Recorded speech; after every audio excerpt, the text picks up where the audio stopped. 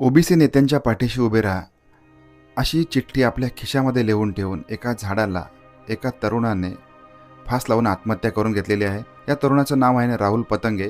याला 2 मुलं आहेत, आई-वडील आहेत आणि अत्यंत गरीब परिस्थितीतून आलेला हा तरुण आहे. आणि एका कपड्याच्या दुकानामध्ये हा तरुण काम करतोय अशी माहिती येते.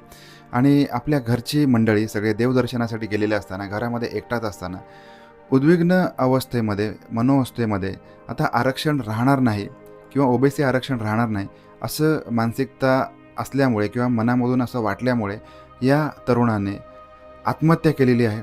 निश्चितपणाने एक गोष्ट फार महत्त्वाची सांगायची इच्छा होते, की आरक्षण असेल किंवा इतर कोणतेही मुद्दे असतील, राजकीय कोणतेही मुद्दे असतील, हे आपल्या घरापर्यंत येऊ देऊ नका. आत्महत्येसारख्या गोष्टी आपण करू नका. कारण जर का तुम्ही आत्महत्या केली तर हे जे आरक्षण असतील किंवा जे काही मुद्दे तुमच्या मनाला भेडसावत असतील, हे मुद्दे तुमच्या आत्महत्येमुळे सुटणार नाही आहेत. तर बाबांनो, ठाम राहा, खंबीर राहा.